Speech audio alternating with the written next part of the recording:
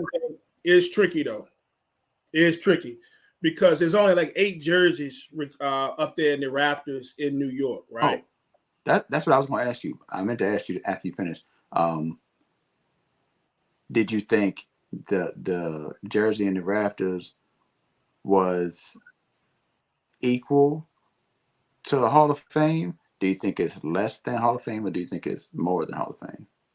Oh, well, it's a tough one because I already know that he's going to the Hall of Fame. So for me to kind of judge what it would really mean, uh,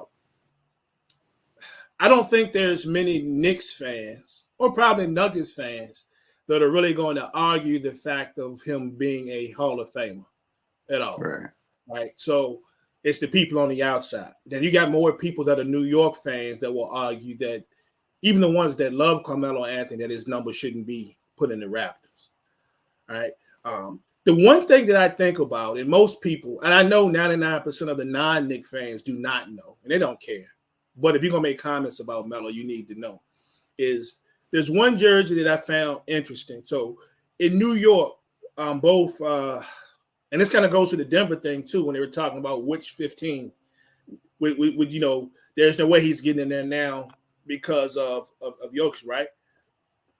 Them having the same jersey number, right? Well, they both could go up there. If you wanted to put him up there, you can put both of them up there. Whereas the law that says you can't. But in New York, Earl Monroe and Dick McGuire both share the same number. They're both in the Raptors in Madison Square Garden, right? And to Melo's case, if Melo ever had a case, it's not to take anything away from the great Dick McGuire, but go look up Dick McGuire's resume. So I think he did leave, huh? When did he play though? Look up Dick McGuire's resume. Other than the fact that he was with them, he was an all-star. Like he led the league, was close to leading the league a year in assists, right? But there's nothing overly glaring about Dick McGuire's resume, other than the fact that he also ended up being a coach on that team who's coming back. So if Melo has an argument about going into if there's an argument to be made for Melo, other than the fact that he didn't coach him, he wasn't on the coaching staff, about getting his jersey retired up there, that's somebody's resume you can look at. The rest of the people in New York, it is what it is. Earl Monroe, who I said shares that with McGuire, Walt Frazier, Willis Reed, Dave DeBusschere, Bill Bradley, Patrick Ewing, and Red Holzman. Okay, you can make a case for all those. There shouldn't be a question, right? But look at Dick McGuire, who was no scrub. Don't get me wrong, but most people don't even know who he is. I'm just saying. I don't have a problem with it if he goes up there. But I understand.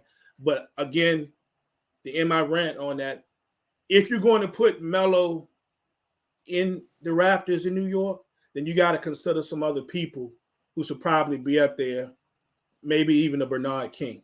I'm just saying. Well, but I love to see it. 6.5 years in New York? Yep.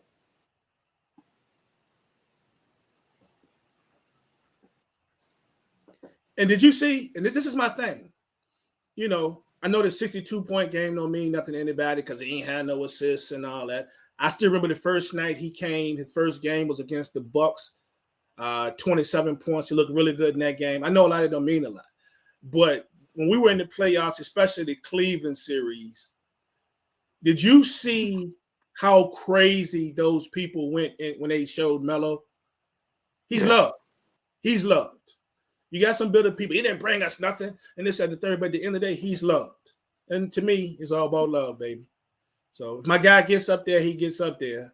But you clowns out here talking about he's not a Hall of Famer, we about to get your feelings hurt because he going. All right. Brian, why you say look up Dick McGuire, bro? Come on, man. Come on, man. That man retired in 1960, though. No, I'm just saying. What is that supposed to look like? He didn't retire. No, what I'm saying is he's in his jersey is upstairs though. It's in the rafters. I'm just saying. He's the least accomplished out of everybody else that's in there. That's all I'm saying.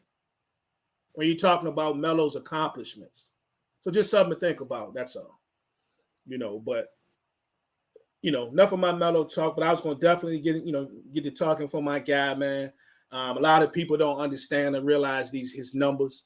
About the national championship as a freshman with Boeheim and them. A lot of people will remember his accolades we talked about in the Olympics, but they don't really think about what he was able to do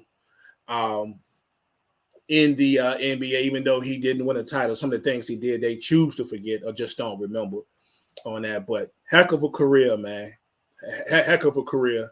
And I'm happy for him because I truly believe that he is at peace. The man said, he wanted life. He won when he got, his whole thing was to get into the NBA, and he got into Right. the NBA.